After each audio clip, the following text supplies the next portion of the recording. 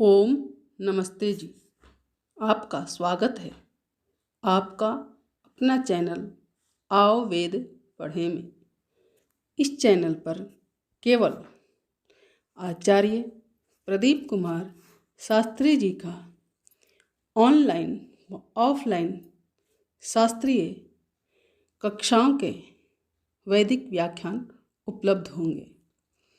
अपने चैनल पर आने वाले वीडियो की सूचना पाना चाहते हैं तो लाइक और सब्सक्राइब करें तथा घंटी के बटन को दबाएं, जिससे कि वीडियो अपलोड होते ही सबसे पहले सूचना पा सकें। वेद पढ़ें पढ़ाएं, सुने सुनाएं, वेद का संदेश घर घर पहुंचाएं। ऋषि ऋण को चुकाएं, अपना कर्तव्य निभाएं, जीवन सफल बनाएं।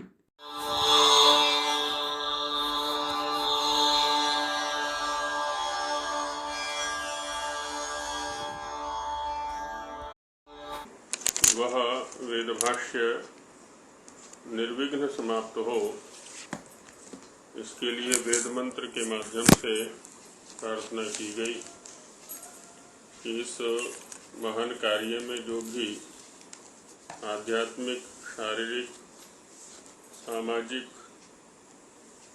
आधिदैविक, आदि भौतिक आदि विघ्न बाधाएं आने की संभावना है, आने से पहले ही वो हमसे दूर रहें और हम उनसे दूर रहें, जिससे कि यह कार्य निर्विघ्न रूप से आपके सहाय से संपन्न हो सके। प्रार्थना के साथ ही ईश्वर के स्वरूप पर थोड़ा चिंतन करते हैं। अब आगे प्रार्थना के अंतर्गत ही अथर्ववेद के ये मंत्र हैं 10वें कांड के, तो उसमें विचार करते हैं। ओम यो भूतं च भव्यं च सर्वं यश्चाधितिष्ठति स्वर्यस्य च केवलं तस्मै ज्येष्ठाय ब्रह्मणे नमः।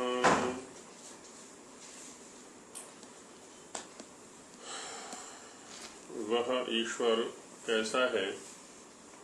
तो यो भूतं च भव्यं च, काल को कई प्रकार से परिभाषित किया जाता है। व्यावहारिक स्तर पर 3 भाग इसके किए गए: भूत, वर्तमान और भविष्यत। और ये अनित्य सत्ताओं की दृष्टि से है। भूत, भविष्यत, वर्तमान जो स्थिति है, व्याख्या है, कालों का विभाग है, अनित्य सत्ताओं की दृष्टि से। ईश्वर जो नित्य सत्ता है, उसके स्तर पर तो एक ही काल है, लेकिन हमारी दृष्टि से जो भूतम, भूतकाल है, भव्य जो होने वाला, भविष्यत है, और च यहाँ पर पठित है तो उससे वर्तमान काल। तो भूत, भविष्यत और वर्तमान काल, और सर्वम यश्चाधितिष्ठति, जो कुछ भी यहाँ दृश्य अथवा अदृश्य पदार्थ हैं, भव्य मतलब भविष्य, उन सब का वह अधिष्ठाता है। अधिष्ठाता शब्द के ऊपर पहले भी चर्चा की गई थी। अधि उपरि, अधिर उपरि भावे वर्तते। अधि शब्द जो है ना, ऊपर अर्थ में आता है। तिष्ठति स्थिर है, क्योंकि स्था गति निवृत्तौ धातु से तिष्ठति बनता है, तो इन सभी के ऊपर वह स्थिर है, विराजमान है।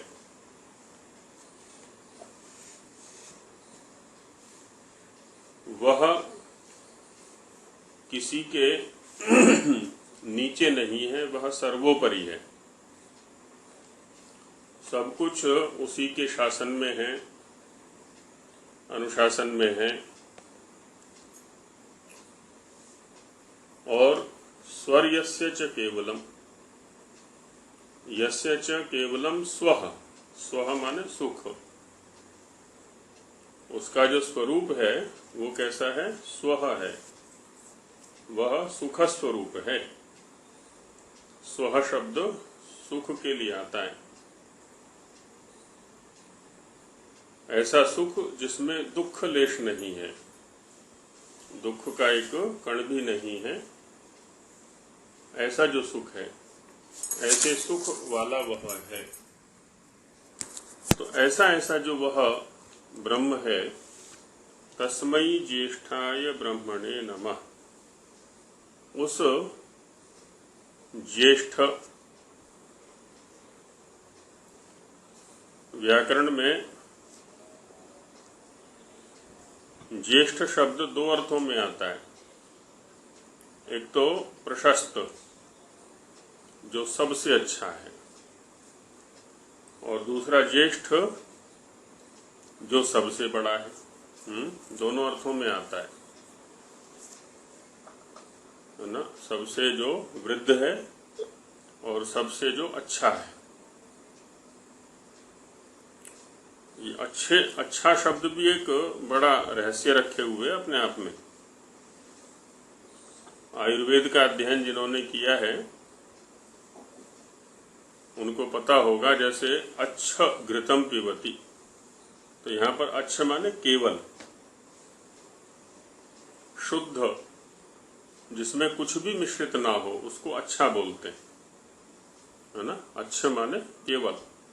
जैसे स्वच्छ जल, स्वच्छ जल किसको कहेंगे? जो केवल जल है, जिसमें कुछ भी मिश्रित नहीं है, मिला नहीं है ना। स्वच्छ घृत, स्वच्छ दूध, दूध को जैसा होना चाहिए केवल वैसा है वो, उसमें कुछ भी मिश्रित नहीं है। तो अब हमारे अंदर तो सुख दुख मिश्रित है, कर्म है बहुत सारे हमारे साथ संलग्न, और भी न जाने क्या क्या है। इसी का योग दर्शन वालों ने वर्णन किया ना, वृत्ति सारूप्यम इतरत्र। कभी हम स्वयं को कुछ समझते हैं, कभी कुछ समझते हैं, कभी कुछ समझते हैं, लेकिन वो तो सदैव एकाकार है, एक स्वरूप है। वो अच्छ है, स्वच्छ है, ज्येष्ठ है, और ब्रह्म है वो। ब्रह्म माने बृह बिहि वृद्धौ, सबसे बड़ा। बड़े तो बहुत सारे हैं, हम भी किसी से बड़े हैं, हमसे भी कोई बड़ा है। कोई शरीर की आकृति में बड़ा है, कोई काल की दृष्टि से बड़ा है, कोई ज्ञान की दृष्टि से बड़ा है, कोई अनुभव की दृष्टि से बड़ा है। अलग अलग प्रकार से बड़े, लेकिन वह सबसे बड़ा है।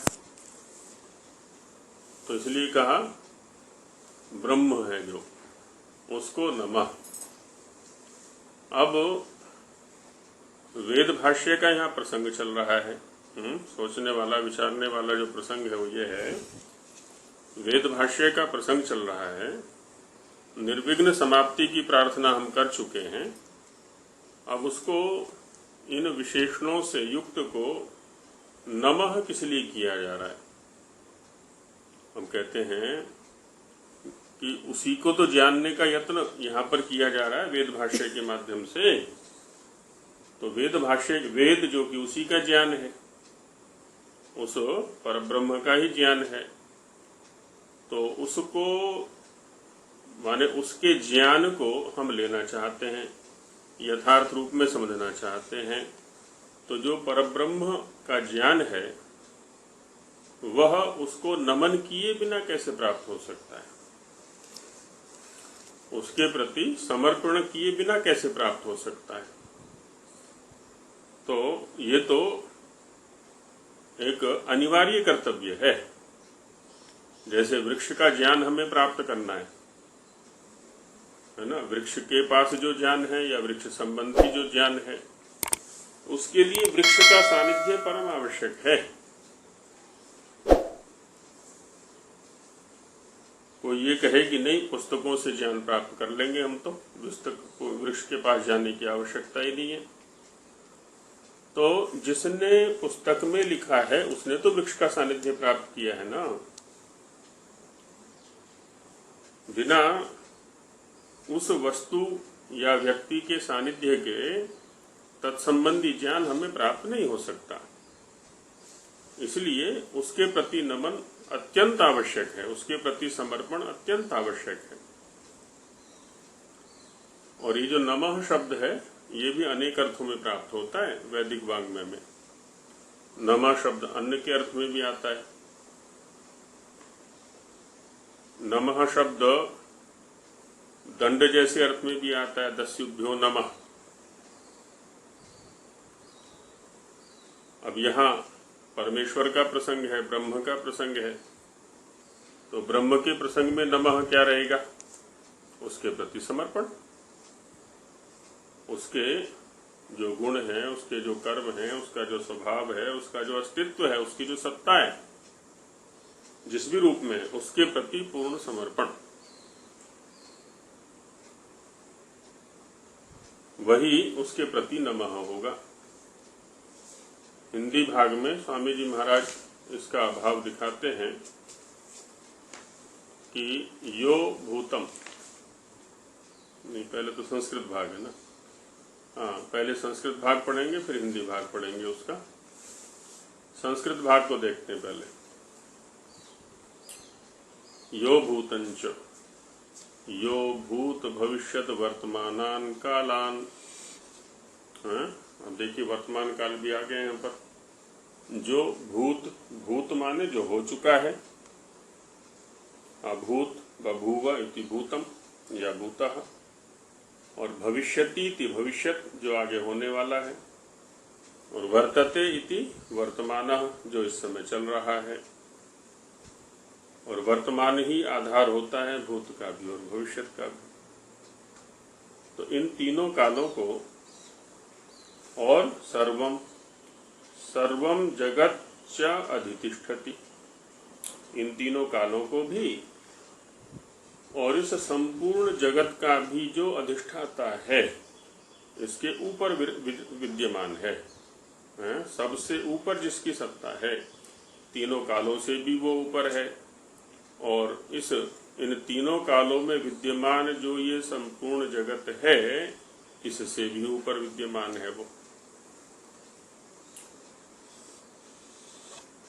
इसलिए कह रहे हैं कि सर्वाधिष्ठाता सन, सब कुछ का अधिष्ठाता होते हुए, अधिष्ठाता माने सर्वोपरि विद्यमान होते हुए, कालात ऊर्ध्वम विराजमानोस्ति, काल से भी ऊपर है ना, कालात ऊर्ध्वम, काल से भी ऊपर विराजमान है वो। काल के बंधन में वो नहीं आता, जैसे हम तो काल के बंधन में आ जाया करते हैं।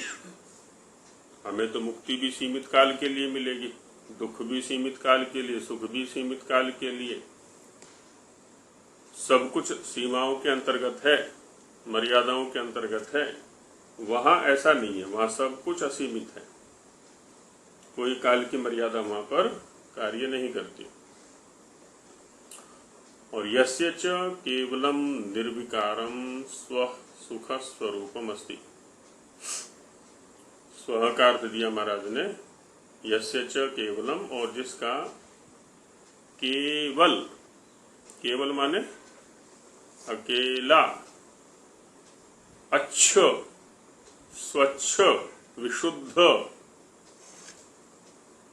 उसके अतिरिक्त और कुछ नहीं है। तो वहां पर केवल शब्द का प्रयोग किया करते हैं। केवल देवदत्त आए, अन्य कोई ना आए, है ना। आदि आदि प्रसंगों में हम केवल शब्द का प्रयोग देखते हैं।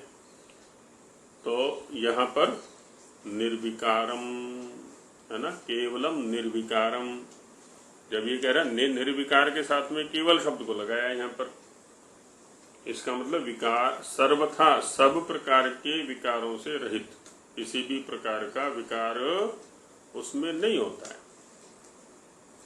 और स्वः सुख स्वरूपम अस्ति, क्योंकि जो दुख है विकारों से ही तो दुख प्राप्त होते हैं, इन परिवर्तनों से ही तो दुख प्राप्त होते हैं। बाधना लक्षणम दुखम कहें या प्रतिकूल वेदनीयम दुखम कहें, है ना, या वियोगजम दुखम कहें। संयोग जब किसी पदार्थ का होता है तो सुख होता है, हमें अनुकूलता सी लगती है, और जब वो पदार्थ हमसे बिछुड़ना चाहता है, अलग होना चाहता है, तब हमें दुख सा हुआ करता है, तो वियोग में दुख होता है। तो वहां क्या कह रहे हैं कि स्वह सुख स्वरूपम अस्ति, है ना, किसी भी प्रकार की कोई विकृति नहीं और विशुद्ध सुख स्वरूप है वो।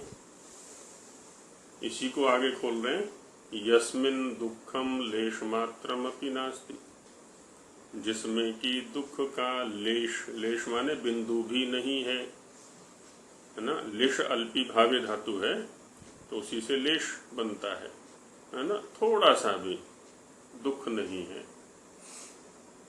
यदानंद घनम ब्रह्मास्ति, जो आनंद घन, घना आनंद है उसके पास, थोड़ा नहीं है, आनंद से लबालब भरा हुआ है, परिपूर्ण है, आनंदमय है। ये कृष्ण के लिए आता है ना। वो तो जिसको भी परमात्मा के रूप में स्थापित करेंगे उसी के लिए प्रयोग कर देंगे। कृष्ण के लिए करेंगे तो कृष्ण को आनंद घन कह देंगे, राम को कहेंगे तो राम को कह देंगे, शिव को कह देंगे, ब्रह्मा को, जिसको भी कहना चाहे। बाकी तो परमेश्वर की स्थिति है, ये किसी मनुष्य की स्थिति संभव नहीं। यदानंद घनम ब्रह्मास्ति, जो आनंद घन ब्रह्म है, तस्मई ज्येष्ठाय। अब देखिए ज्येष्ठ शब्द का क्या अर्थ किया, सर्वोत्कृष्टाय, जो सबसे उत्कृष्ट है, सबसे ऊपर है। ऐसे ब्रह्मणे, ब्रह्मणे अर्थात महते, जो महान है, बड़ों से भी बड़ा है जो, उसके प्रति अत्यंतम नमोस्तु नः, नः माने हमारा, अत्यंतम नमः अस्तु, अत्यंत नमः होवे। अत्यंत माने सर्वदा सर्वथा, कोई भी क्षण ऐसा न हो जब उसके प्रति हम नमः युक्त न होवे, उसके प्रति समर्पित न होवे, उसके प्रति प्रणिहित न होवे, ऐसा कोई भी क्षण हमारा न होवे, इसलिए कहा अत्यंतम नमः।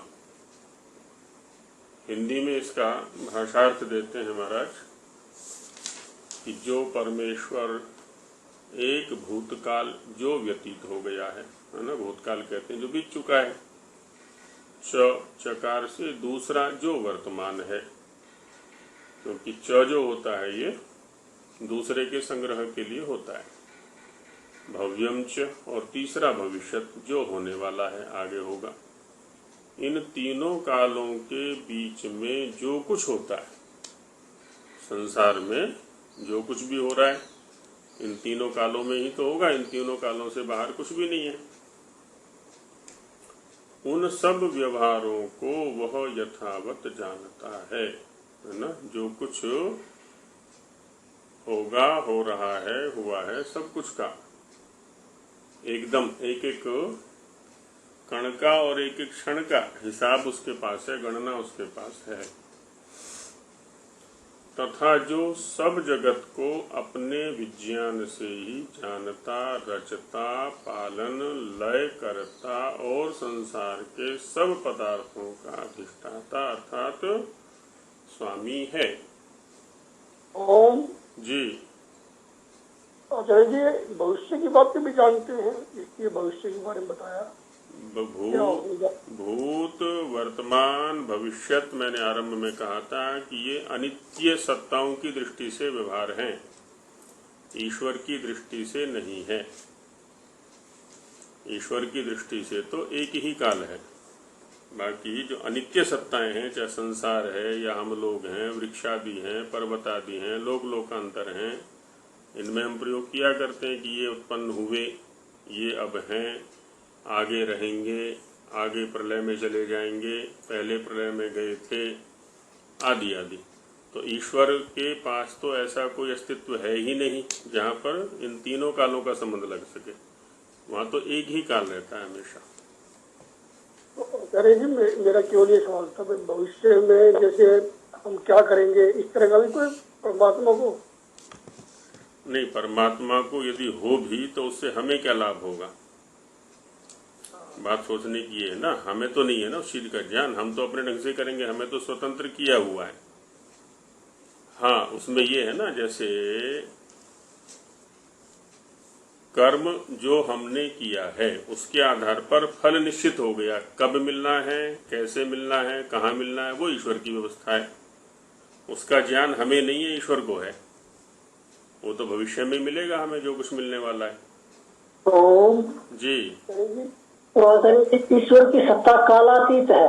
जी, बिल्कुल कालातीत है, बिल्कुल कालातीत है, किसी काल के बंधन में वो नहीं आती।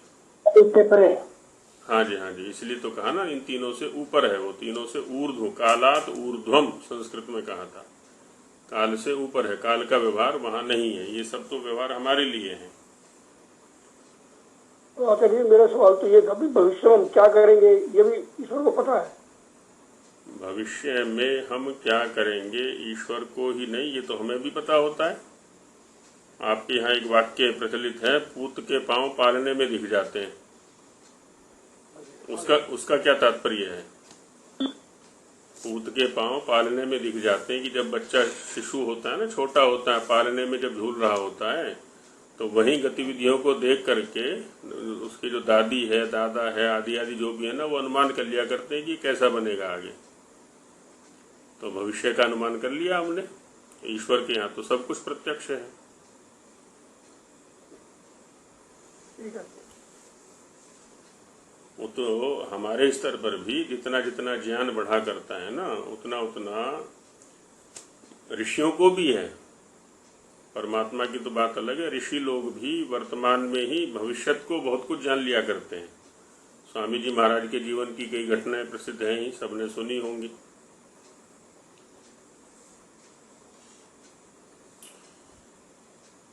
तो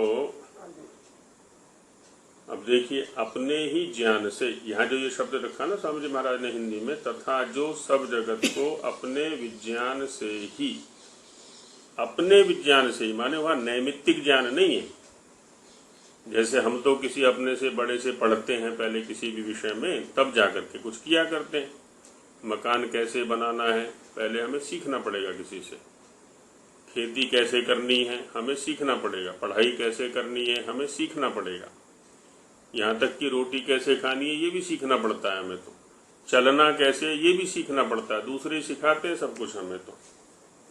लेकिन वहाँ ऐसा कुछ नहीं है, वहाँ तो अपना ज्ञान ही काम करता है, किसी दूसरे के ज्ञान से वो कार्य नहीं करता। तो इसलिए कहा कि अपने विज्ञान से ही, है ना, विशिष्ट ज्ञान। नहीं, जैसे मनुष्य को तो सब कुछ सीखना पड़ता है, सिखाना पड़ता है। फिर अन्य योनि वालों को तो वहाँ भी सब स्वाभाविक ज्ञान है उनके पास। वहाँ भी सीखते सिखाते हैं। वहाँ भी देखेंगे ना, जो माताएं हैं अपने बच्चों को प्रशिक्षण दे दिया करती हैं। कुछ स्वाभाविक ज्ञान हमारे पास भी है और कुछ स्वाभाविक ज्ञान उनके पास भी है, सभी योनियों के पास में। लेकिन व्यावहारिक ज्ञान जो है लगभग सिखाया जाता है। जो बिल्ली है वो भी सिखाती है अपने बच्चों को, शेरनी है वो भी सिखाती है। और देखा जाए तो सब जगह मादा की ड्यूटी है, ये मादा का कर्तव्य है, माता ही अपने बच्चों को वो प्रशिक्षित कर देती है। जी गुरुदेव, इसमें एक और पक्ष है जी, क्योंकि जीव को कर्म करने की स्वतंत्रता है जी। अच्छा, ये जीव निश्चित करता है कि मुझे क्या करना, तो ईश्वर उसमें जब ध्यान नहीं करते, तो ये पक्ष हो गया कि जीव की कर्म करने की स्वतंत्रता भी जो है ना, इसलिए वो भविष्य में वाली जो है ना ईश्वर को नहीं पता होता कि ये क्या करेगा।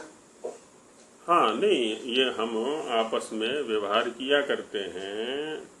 जैसे यह बच्चा पढ़ाई में अच्छा चल रहा है तो हम लगभग उसके भविष्य में बता दिया करते हैं कि आगे चल के क्या बनेगा। ये नहीं पढ़ रहा है तो उसके विषय में बता दिया करते हैं, और लगभग घटनाएं वैसी घटती चली जाती हैं। वो कैसे बताते हैं हम? अपने अनुभव के आधार पर। एक अध्यापक को ये पता होता है, यहाँ तक कि जब वो विद्यालय में बच्चा प्रवेश करता है तभी वो निश्चित कर लेता है ये कैसे आचरण वाला रहेगा, कैसा पढ़ेगा, आगे चल के कैसा बनेगा, आदि आदि अनुभव के आधार पर। अनुमानिक ज्ञान हो गया एक प्रकार से। हाँ हाँ हाँ, अनुमानिक है, लेकिन जिनका अच्छा अभ्यास होता है ना, हम ऋषियों के विषयों को यदि पढ़ेंगे, जिनका अच्छा अभ्यास होता है, जैसे ऋषियों का होता है, तो वो आगे तक की बहुत सारी चीजों को भी वो एकदम बिना किसी अवरोध के बता सकते हैं। वो पूर्वाभास हो जाता है। हाँ जी, हाँ जी, हाँ जी। अब नहीं, बात एक और है ना, मान लिया हम इस बात को मान लें थोड़ी देर के लिए कि परमात्मा को सब कुछ प्राप्त ज्ञान है, लेकिन उसका हमें क्या लाभ है? उसको ज्ञान है अथवा नहीं है, भविष्य का उसको ज्ञान है अथवा नहीं है, और हम स्वतंत्र हैं कार्य करने में, तो मतलब हमें तो कोई लाभ मिलने वाला नहीं है ना। आप सोचेंगे कि यदि उसको ये ज्ञान है कि ये मनुष्य गलत काम करने जा रहा है, तो इसको रोका क्यों नहीं उसने? प्राय करके इसी प्रकार के आक्षेप किए जाते हैं। तो परमात्मा तो रोकता है हमें। स्वामी जी महाराज भी इस बात को कहते हैं कि जब कोई गलत काम करने जाता है तो उसके मन में जो है ना, पहले से वो लज्जा आदि का भाव उत्पन्न करता है, लज्जा का, भय का, वो चेतावनी देता है। वो चेतावनी देता है, वो तो मना करता है कि वे क्यों करने जा रहे। अब हम अनसुनी कर दें, माने वो तो अपना काम करेगा, लेकिन साथ में हमें स्वतंत्र भी छोड़ रखा है कि मेरी माने ये तेरी अनिवार्यता नहीं है बिल्कुल भी, तुझे मैंने बुद्धि दे रखी है, अपने विवेक से काम कर सकता है तू। हाँ, इतना है कि यदि उल्टा करेगा तो उसका फल वैसा मिलेगा तेरे को, सीधा करेगा तो उसका फल वैसा मिलेगा तेरे को। साथ में वेद ज्ञान, माने वेद ज्ञान दे दिया एक तो सृष्टि के आरंभ से ही, और साथ में वो क्योंकि हमेशा साथ में ही रहता है तो चेतावनी भी देता रहता है अच्छे काम करने पर। जी, इसीलिए मनुष्य अपने भाग्य का स्वयं निर्माता है, अपने कर्म स्वतंत्रता के कारण। बिल्कुल बिल्कुल बिल्कुल बिल्कुल, यही है। तो वही कह रहे हैं यहाँ पर कि अपने विज्ञान से ही जानता है ना, सब कुछ जानता है, रचता है, सब कुछ को रचना वो अपने विज्ञान से ही करता है, सब कुछ का पालन भी वो अपने विज्ञान से करता है, सब कुछ का लय भी वो अपने विज्ञान से ही करता है। लय और का मतलब क्या होगा? प्रलय करना, अच्छा, कारण में ले जाना, कार्य से कारण में ले जाना, ये लय। लय माने लीन कर देना, छिपा देना, है ना। आविर्भाव, तिरोभाव। आविर्भाव माने प्रकट करना, तिरोभाव छिपा देना, तो सामने लाना और सामने से उसको छिपा देना। और संसार के सब पदार्थों का अधिष्ठाता अर्थात स्वामी है ना, वो इन सब का स्वामी है।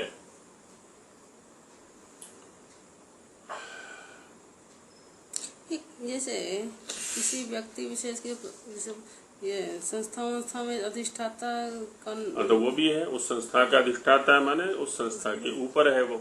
सब कोई जितने भी कर्मचारी हैं, अधिकारी हैं, सब उसके नीचे काम करते हैं, ये राज करता है। कुछ भी निर्णय होगा तो उसकी अनुमति के बिना नहीं होगा वहां पर, उस संस्था विशेष में या परिवार विशेष में, यही रहता है।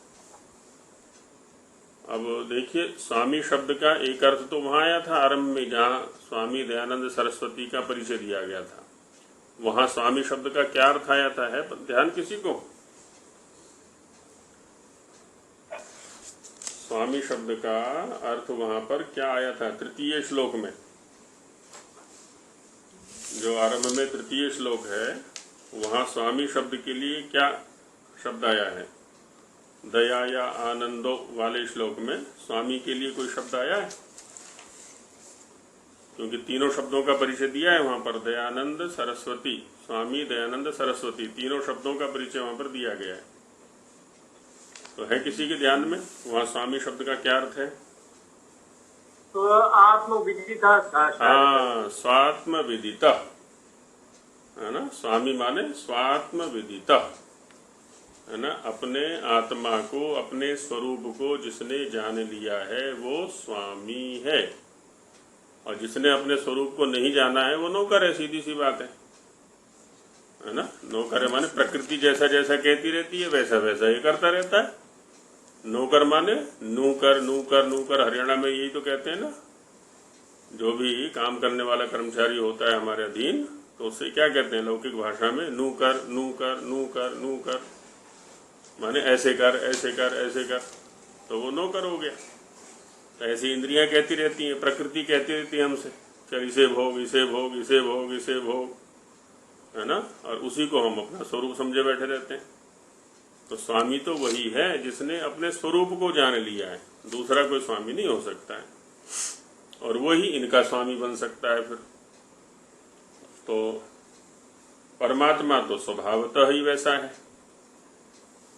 आत्मस्थ है, तो वो इस सबका स्वामी है, संपूर्ण संसार का स्वामी है, सबका अधिष्ठाता होकर सब कालों के ऊपर विराजमान है ना।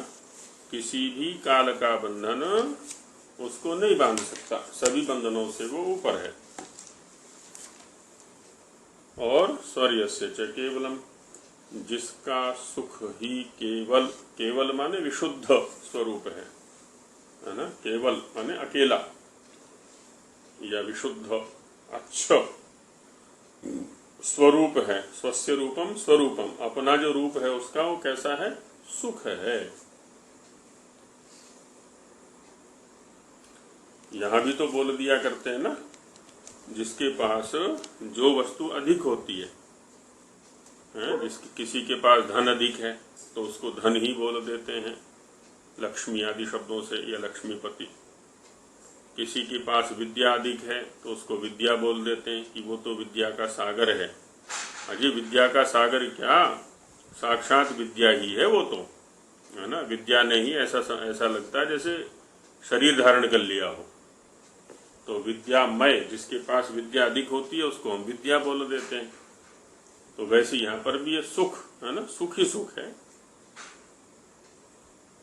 और वो भी विशुद्ध सुख है, दुख मिश्रित नहीं है। जैसे हमारे पास तो दुख मिश्रित सुख होता है प्रकृति के सानिध्य से जो प्राप्त होता है, वो कौन सा है, जो कि मोक्ष और व्यवहार सुख का भी देने वाला है। मोक्ष सुख को भी वही देता है जो परम सुख है, निश्रेयस रूप जो सुख है, और व्यवहार, परस्पर व्यवहार से जो सुख प्राप्त होता है जिसको हम अभ्युदय बोलते हैं, उसको भी देने वाला वही है। और वो कैसे देने वाला है, वेद विद्या के माध्यम से। अब ये दुर्भाग्य हमारा है कि हम वेद विद्या को पढ़ करके दोनों प्रकार के सुखों को न ले सके। जिसको लेश मात्र भी दुख नहीं होता, लेश मात्र स्वल्प, थोड़ा, एकदम थोड़ा भी दुख नहीं है कभी, जो आनंद घन परमेश्वर है, तस्मै ज्येष्ठाय ब्रह्मणे नमः। ज्येष्ठ अर्थात सबसे बड़ा, सब सामर्थ्य से युक्त ब्रह्म जो परमात्मा है, सबसे बड़ा है वो, संपूर्ण सामर्थ्य उसके पास है। किसी भी कार्य को करने के लिए किसी अन्य के सहाय की उसको आवश्यकता नहीं है किंचित भी। ऐसा जो ब्रह्म परमात्मा है उसको हमारा नमस्कार प्राप्त हो, तो उसके प्रति पूर्ण समर्पण हमारा होवे।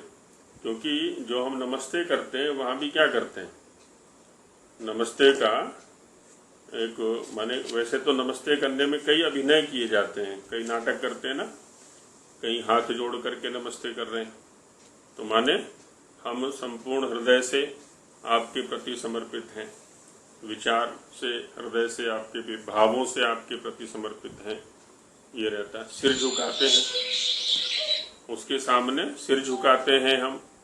सिर झुकाते हैं का मतलब यह है कि जैसा आप कहेंगे हम आपकी आज्ञाओं का, अनुशासन का पालन करेंगे, जो भी आदरणीय हमारे सामने है। अच्छा, कहीं कहीं क्या साष्टांग करते हैं, दंडवत, पूरी तरह से नीचे लेट जाते हैं। अभी मोदी जी ने किया था ना वहां जाकर के रामलला के सामने अयोध्या में, तो कहीं कहीं दंडवत किया जाता है गुरुओं के प्रति भी, तो वहां भी पूर्ण समर्पण है। माने अब वो तो है निराकार, जो ब्रह्म है निराकार है, उसके सामने हम समर्पण करें तो करें कैसे, है ना। अब ये जो मूर्त रूप है, जैसे मूर्ति के सामने हमने साष्टांग माने शरीर से, शरीर के प्रति वैसा समर्पण कर दिया। एक गुरु जो शरीरधारी है उसके सामने भी हमने शरीर से समर्पण कर दिया। लेकिन जो अंतेवासी है, जो हमेशा अंदर रहने वाला है, अंतर्यामी है, अब उसके प्रति समर्पण कैसे करें, तो वो तो अंदर से हो सकता है। बाहर की अभिनय कुछ हम दूसरों के लिए कर दिया करते हैं उस समर्पण को दिखलाने के लिए। तो वो समर्पण सर्वात्मना हमारा होना चाहिए उसके प्रति, और उसका स्वरूप दिखाते हैं, है ना। वैदिक स्तर पर जो है ईश्वर का मूर्त रूप देखें, उसका सिर क्या है, उसका पेट क्या है, उसका पैर क्या है। अब बनाए मूर्ति कोई बना सकता हो तो रखें किसी मंदिर में, ऐसा कोई मंदिर हो जिसमें परमात्मा की मूर्ति को रख सकते हो। ये मूर्त रूप दिखा रहे हैं। अगला जो मंत्र आ रहा है उसमें वही दिखा रहे हैं कि उसका पेट क्या है, उसका सिर क्या है, उसके पैर क्या हैं। अब बनाए किसी शिल्पी से इतनी बड़ी मूर्ति, राम की मूर्ति बनवा रहे हैं खूब बड़ी, कहीं गणेश की मूर्ति है, कहीं हनुमान की है, कहीं शिव की है, तो इस हमारे परमात्मा की मूर्ति बनवा के दिखाएं कोई, और उसके लिए कोई जी। ये नाटक क्या होता है? नाटक, हाँ, नाटक में क्या होता है, शरीर की भिन्न भिन्न आकृतियां प्रस्तुत करना ये नाटक होता है। नट धातु से बनता है ये नाटक, इसी से नट बनता है। तो शरीर के जो अभिनय होते हैं, शरीर की जो भिन्न भिन्न आकृतियां, माने एक नाम सुना होगा आपने, उधर का है, दक्षिण का नृत्य है कथकली, उधर चलता है केरल आदि प्रदेशों में कथकली चलता है। कथकली क्या है, कथा को कला के माध्यम से प्रस्तुत किया जाता है। वहां पर शब्द बिल्कुल नहीं रहता, शरीर की भिन्न भिन्न आकृतियां बना करके संपूर्ण कथा को प्रस्तुत किया जाता है। वो है कथकला या कथकली, है ना। कथा को कला के माध्यम से, हाँ, नृत्य है वो। तो नृत्य में क्या करते हैं, वैसी भाव भंगिमाएं शरीर की बनाई जाती हैं, आकृति वैसी बनाई जाती है कि संपूर्ण कथा बिना किसी शब्द के ही श्रोता समझ जाता है। तो वही कला, वही नृत्य, वही नट, है ना, नाटक यहाँ किया जाता है। हमारे मन के अंदर जो भाव है, अब उसको सामने वाले को के सामने प्रस्तुत कैसे करें। एक तो माध्यम है शब्द, तो हम शब्द बहुत बढ़िया बढ़िया शब्दों का प्रयोग किया करते हैं मनोगत भावों को प्रस्तुत करने के लिए। दूसरा हमारे पास है शरीर, तो हम शरीर से वैसा अभिनय किया करते हैं, कभी हाथ जोड़ते हैं, कभी सिर झुकाते हैं, कभी चरण स्पर्श करते हैं, है ना, कभी साष्टांग करते हैं, और न जाने कितने प्रकार के अभिनय करते हैं। तो वहाँ क्या है, हमारी जो हार्दिक स्थिति है उसके सामने वाले के प्रति, हमारी जो मनोभाव है सामने वाले के प्रति, उनको हम प्रत्यक्ष में प्रदर्शित करना चाहते हैं। तो उसके लिए ये अभिनय हुआ करते हैं सारे के सारे। इसको समाज में विपरीत अर्थ में लेते हैं जी नाटक को, ये तो ठीक है अर्थ तो इसका। नाटक माने दिखावा। हाँ, समाज में लेते हैं कि भाई जैसे नाटकबाजी कर रहा है, माने दिखावा कर रहा है, माने इसकी, हाँ, मतलब जो, हाँ जी, हाँ जी, अंदर वो नहीं है जो ये बाहर कर रहा है। हाँ हाँ, वहाँ ले जाते हैं, माने केवल नाटक है, अंदर नहीं है। जो जहाँ से आप उठाना चाह रहे हैं ना, वहाँ अर्थ ये है कि इसका केवल नाटक है, माने शरीर के स्तर पर है, खाली मन के अंदर ये चीज नहीं है इसके, या केवल वाणी में है, मन के अंदर नहीं है। बल्कि होना तो जो वो कहा था ना सज्जन की परिभाषा में, मनस्येकम वचस्येकम कर्मण्येकम सतात्मना, मन वचन और कर्म तीनों में एक होना, ये सत्पुरुष का लक्षण होता है। और जहां से आप प्रसंग को उठा रहे हैं वहां है मनस्यन्यद वचस्यन्यद कर्मण्यन्यद दुरात्मना, मन में कुछ और है, वाणी में कुछ और है, और कर्म में कुछ और है। तो वहां नाटकपना है इसका, ये माने प्रदर्शन है, केवल वास्तविक स्थिति इसकी कुछ और है। तो दोनों ही प्रसंग में इसका प्रयोग हो। बाकी किसी भी शब्द का गर्हित भी अर्थ होता है और अच्छा भी अर्थ होता है, वो प्रसंग से हमें देखना पड़ता है।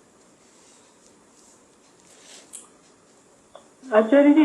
जी ओम। जी जी बोलिए। हाँ हाँ आचार्य जी, जैसे ये नृत्य कला है जी, तो ये सात्विक है या ये वेदों में इनको मतलब गिना गया है, या मतलब है ये सब सब्जेक्ट इसके अंदर, मतलब वेदों में? हाँ, गांधर्व वेद है ना अपना, तो उसमें है। और ये देखिए, जो भावयुक्त हृदय होता है ना, एक तो बुद्धि प्रधान होते हैं, दूसरे भाव प्रधान होते हैं। कहीं कुछ संगीत चल रहा होगा तो स्वयं ही अंग थिरकने लगते हैं, किसी के हाथ बजने लगेंगे, किसी के पांव कांपने लगेंगे, किसी का सिर हिलने लगेगा, आदि आदि, वो स्वाभाविक क्रियाएं हुआ करती हैं कुछ वो। नहीं, जैसे इसको राजसिक में या पता नहीं, ना, सात्विक में तो नहीं माना जाएगा। नहीं, ऐसा नहीं। किसी भी चीज के 3 स्वरूप हुआ करते हैं, सात्विक, राजसिक और तामसिक। अब वो हमारे ऊपर बात है, हम किस रूप में उसको ग्रहण करना चाहते हैं या प्रस्तुत करना चाहते हैं। सात्विक स्वरूप ही ग्रहण, इसको सात्विक में भी प्रदर्शित कर सकते हैं। बिल्कुल होता है ना, स्वाभाविक रूप से होता है वहां पर। हाँ, धन्यवाद आपका। अब एक व्यक्ति उपासना में बैठा हुआ है, देखिए सात्विक स्वरूप। एक व्यक्ति उपासना में बैठा हुआ, इतना भाव विभोर हो गया, उसकी आंखों से आंसू टपक टप टप गिरने लगे। ये अभिनय तो है, आंखों से आंसू टप टप टप टप, वो बैठा हुआ है बेचारा, वो कुछ अतिरिक्त यत्न नहीं कर रहा है उसके लिए। उसका सिर झुक गया है, आदि उसके हाथ ऊपर आ गए हैं, वो ये स्वाभाविक अभिनय वहां पर हो रहे हैं। वो धन्यवाद। अब जब इनको प्रदर्शन के रूप लिए करेंगे तब वो राजसिक स्थिति में आ जाते हैं। माने ये दिखाने के लिए करेंगे कि मैं संध्या कर रहा हूँ, मैं उपासना कर रहा हूँ, देखो मैं कितने हृदय से कर रहा हूँ। जैसे मंच के ऊपर प्राय अभिनय किए जाते हैं माइक और कैमरे के सामने, आदि। अब देखिए उसका ईश्वर का मूर्त स्वरूप कैसा है, उसकी मूर्ति, वैदिक मूर्ति कैसी है। तो द्वितीय मंत्र में दिखाते हैं यहाँ पर, ओम यस्य भूमि प्रमांतरिक्षम उतोदरम दिवम यश्चक्रे मूर्धानम तस्मै ज्येष्ठाय ब्रह्मणे नमः। यस्य भूमि ही प्रमा, ये जो भूमि है ना, वो उसकी प्रमा है, गति का साधन है। जैसे हमारे गति के साधन पैर हैं। प्रमा मतलब गति, गति का साधन। गति के लिए भी प्रमा शब्द आता है। जिन्होंने दर्शनों का अध्ययन किया है तो वहाँ प्रमाण के प्रसंग में 4 चीजें आया करती हैं, प्रमाण, प्रमेय, प्रमाता और प्रमा। प्रमा को ही प्रमिति भी बोल देते हैं। तो प्रमाण जिसके द्वारा मापा जाए, प्रमेय जिसको मापा जाए, प्रमाता जो मापने वाला है, और प्रमिति अथवा प्रमा जो वो ज्ञान प्राप्त होता है। ये 4 वस्तुएं वहां पर रहा करती हैं। तो ज्ञाता, ज्ञान, ज्ञेय, वहां पर भी ये चीजें हैं। तो यहाँ पर क्या है, प्रमा है ना, गति का साधन। यहाँ साधन के अर्थ में प्रयोग कर दिया। तो भूमि जिसका पैर है, अंतरिक्षम उतोदरम, और ये अंतरिक्ष जिसका पेट है, सारा का सारा अंतरिक्ष उसका उदर है। और दिवम यश्चक्रे मूर्धानम, द्युलोक जिसका मूर्धा है, सिर है ना। ये कहलाती है प्रहेलिकात्मक शैली, है ना, वेद की प्रहेलिकात्मक। पहेलियां बहुत हैं वेद के अंदर, तो ये भी एक पहेली है। भूमि जिसका पैर है, पेट जिसका, ये अंतरिक्ष जिसका उदर है, और द्युलोक जिसका मूर्धा है, सिर है, ऐसे उस ज्येष्ठ ब्रह्म के लिए नमस्कार है। अब बनवाएं किसी कारीगर को सामने ला करके कि भी परमेश्वर की मूर्ति बना दो जो वेद बनवाना चाहता है, और उसके लिए किसी ठेकेदार को ठेका दे करके मंदिर भी बनवा दें कि यहाँ इस मंदिर में इस मूर्ति को रखना है, तब हम उसकी उपासना करेंगे। वहाँ मंदिर भी, यहाँ मंदिर भी पहले से बना हुआ है, मूर्ति भी पहले से बनी हुई है, तो दूसरा नहीं बना सकता कोई। तो अब यहाँ इसके रहस्यों को समझने का प्रयास करते हैं। तो प्रमा है ना, ज्ञान का साधन। भूमि किसको कहते हैं, भवंती अस्यामिति भूमि, जिस पर सब कुछ उत्पन्न होता है उसको कहते हैं भूमि, है ना, उत्पत्ति का आधार। अभी प्रकृति भी भूमि हो गई इस प्रकार से देखें तो, क्योंकि प्रकृति से तो सब कुछ उत्पन्न हो रहा है।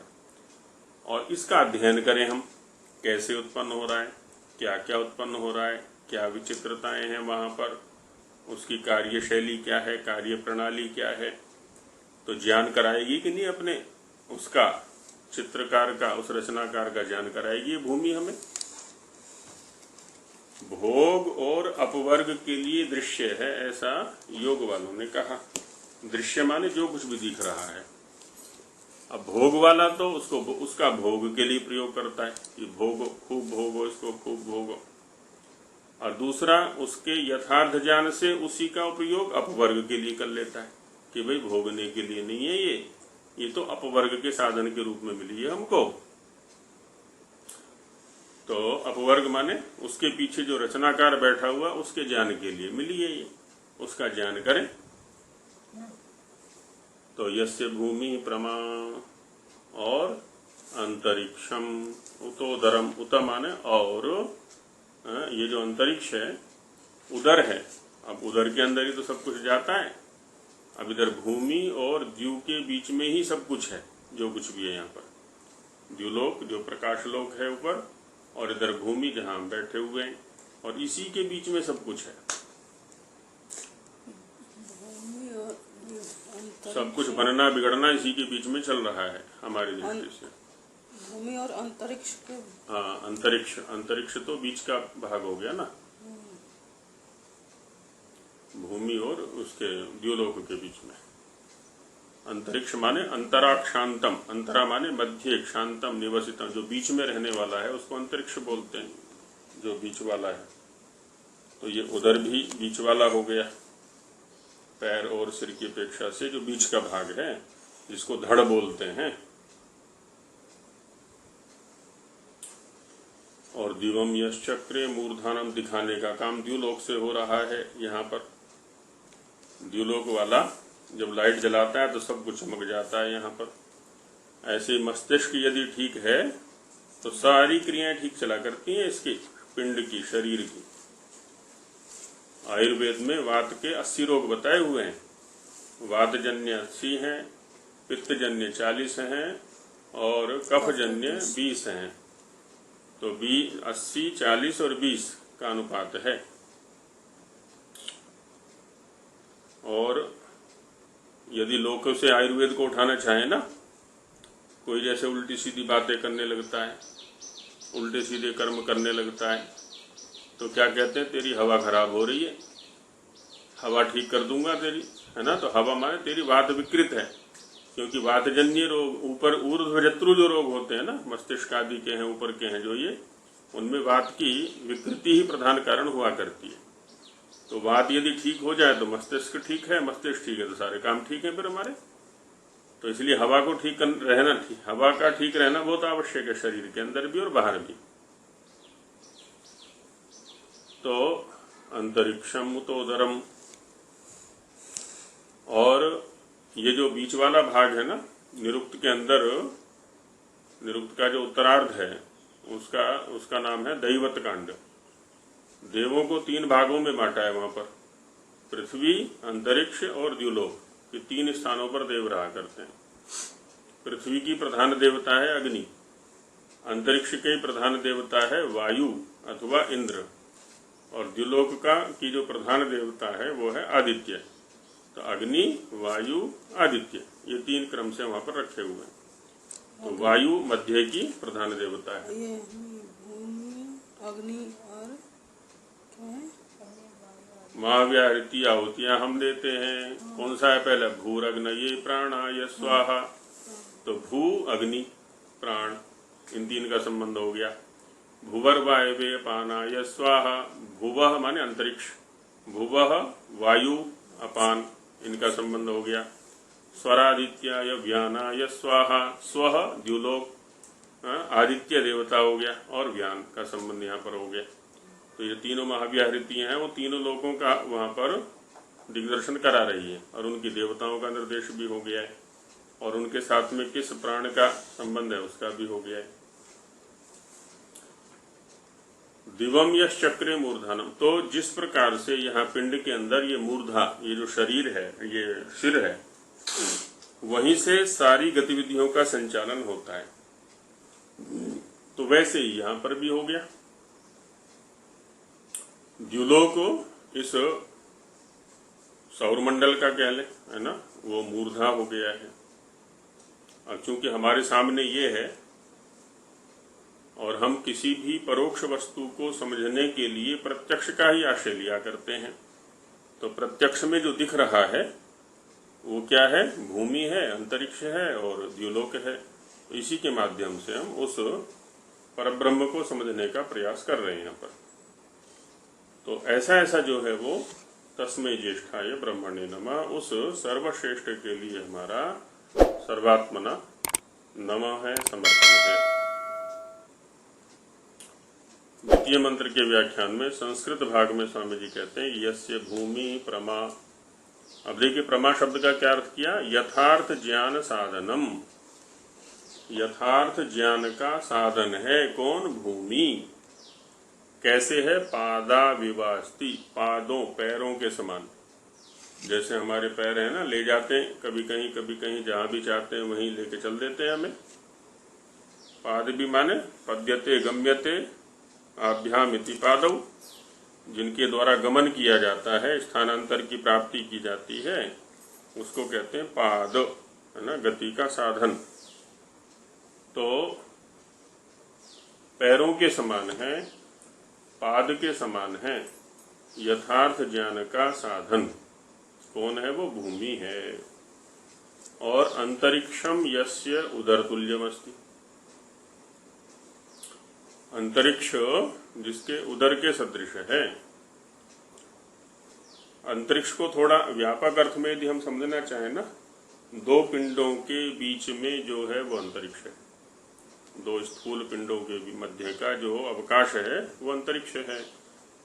दो लोकों के बीच की जो स्थिति है, अवकाश है, उसको अंतरिक्ष बोल सकते हैं। अब कहीं भी खड़े होकर के हम सोच सकते हैं इस बात को, किसी भी ग्रह पर जाकर के इस स्थिति को हम सोच सकते हैं। तो यस्य उदर तुल्यमस्ति यश्च सर्वस्मात् ऊर्ध्वं सूर्य रश्मि प्रकाशमयम् आकाशम दिवं मूर्धानम शिरोवच्चक्रे कृतवान अस्ति।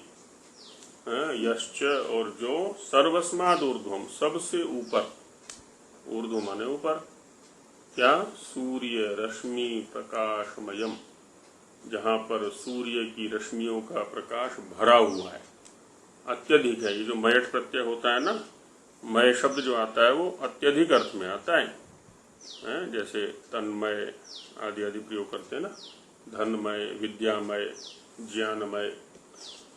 तो यहाँ पर सूर्य रश्मि प्रकाशमय, सूर्य की रश्मियों का प्रकाश भरा हुआ बहुत अधिक है। ऐसा जो आकाश है, जो द्युलोक, उसी को उसने मूर्धा अर्थात सिर के समान बनाया हुआ है, वह उसके सिर के समान है। तो उस जी ये भूमि को यथार्थ ज्ञान का साधन बताया जी।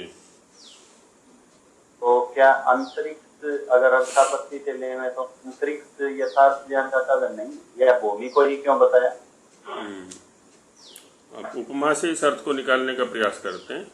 यहाँ द्युलोक को जो है सिर की उपमा दी, और अंतरिक्ष को उदर की उपमा दी, और पैरों को, ये जो है अपना भूमि को पैरों की उपमा दी है। तो केवल पैरों से ही जा सकते हैं ना हम, मस्तिष्क की तो आवश्यकता नहीं है शायद।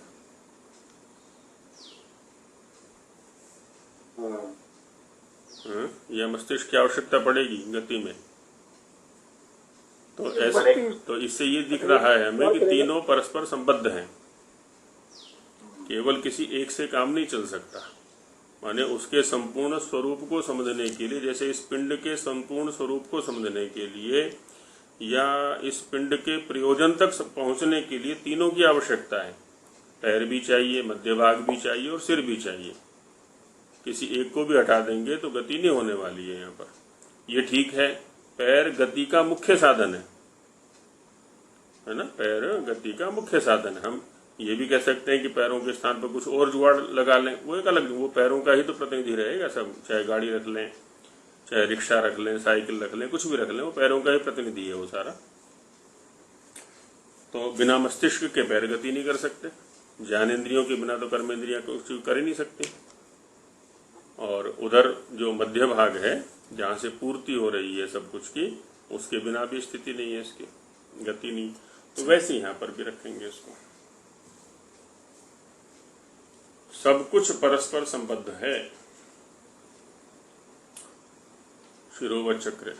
अब भूमि के ऊपर जो कुछ भी है वो आदित्य की सत्ता के बिना कुछ भी उपयोगी नहीं है यहाँ पर। होगा ही और नहीं। उसका देख लें हम, कुछ दिन सूर्योदय ना होवे, कुछ दिन सूर्य का प्रकाश ना मिले तो भूमि पर क्या स्थिति बनेगी, वो देख सकते हैं हम। स्वामी जी महाराज हिंदी में इसका भाव देते हैं, यस्य भूमि प्रमा, जिस परमेश्वर के होने और ज्ञान में भूमि जो पृथ्वी आदि पदार्थ हैं, जिस परमेश्वर के होने और ज्ञान में, उसी के अंदर यहाँ व्याप्य व्यापक भाव जैसा संबंध दिखा दिया है। सो परमार्थात यथार्थ ज्ञान की सिद्धि होने का दृष्टांत है। इसको देख लें, इसका अध्ययन कर लें, इसी से यथार्थ ज्ञान हो जाएगा। तथा जिसने अपनी सृष्टि में पृथ्वी को पादस्थानी रचा है, पैर के सदृश बनाया हुआ है। पाद माने गति का साधन, ज्ञान का साधन। अंतरिक्ष जो पृथ्वी और सूर्य के बीच में आकाश है, सो जिसने उदर स्थानी किया है, माने मध्य भाग, सब कुछ गति का साधन है। और जिसने अपनी सृष्टि में दिव्य अर्थात प्रकाश करने वाले पदार्थों को सबके ऊपर मस्तक स्थानी किया है। यहाँ भी तो सबसे ऊपर ही लाइटें लगाई है ना आंखों के रूप में, और वहां भी सबसे ऊपर कर दिया है। प्रकाश ऊपर ही रहना चाहिए, अर्थात जो पृथ्वी से लेके सूर्य लोक पर्यंत सब जगत को रच के, जहां देखो वहीं परमेश्वर, जहां देखो वहीं परमेश्वर है, सब जगह उसी की रचना दृष्टिगोचर हो रही है, दिखाना ये चाहता है मंत्र यहाँ पर। उसमें व्यापक होके जगत के सब अवयवों में पूर्ण होके सबको धारण कर रहा है। अब जैसे यहाँ पैरों में भी आत्मा, उदर में भी आत्मा, सिर में भी आत्मा, और जहां आत्मा नहीं वहां गति नहीं, सीधी सी बात है। इसलिए तो इंद्रिय कहा जाता है। इंद्रिय माने इंद्र का बोध कराने के साधन। इंद्रिय अष्टाध्यायी में सूत्र आया हुआ। इंद्रिय शब्द इंद्रिय किसको कहते हैं? इंद्र माने आत्मा। आत्मा का जो संकेतक है, आत्मा का जो बोधक है, वो इंद्र है। आत्मा का साधन तो है ही वो कार्य करने का, लेकिन वो बता भी रहा है कि मेरे पीछे कोई संचालक बैठा हुआ है, उसका बोधक भी है वो।